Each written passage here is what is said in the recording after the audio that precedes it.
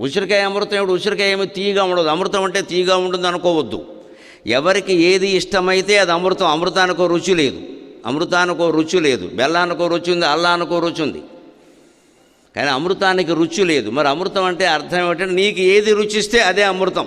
ఉపన్యాసం అయ్యాక మీరు మాకు ఉపన్యాసం బాగా నచ్చిందని మీరు మనస్సులో భావిస్తే నా ఉపన్యాసం అమృతం కింద లెక్క. ఉపన్యాసానికి రుచి ఏమిటంటే నీకు నచ్చింది, అంతే, నీకు నచ్చింది అమృతం.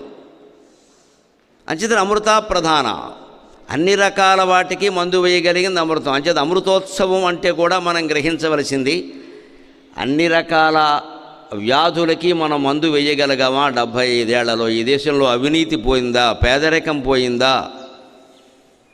విలాసాలు పోయాయా? భోగాలు పోయా? ఏవీ పోకపోగా ప్రస్తుతం ఉన్న పరిస్థితి ఏమిటంటే చాలామంది విద్యార్థులకు తెలుసు, కానీ మీరు చూడకపోయే భవిష్యత్ భారతం భయంకరంగా ఉంటుందంటే భయపడద్దు, దయచేసి అర్థం చేసుకోండి.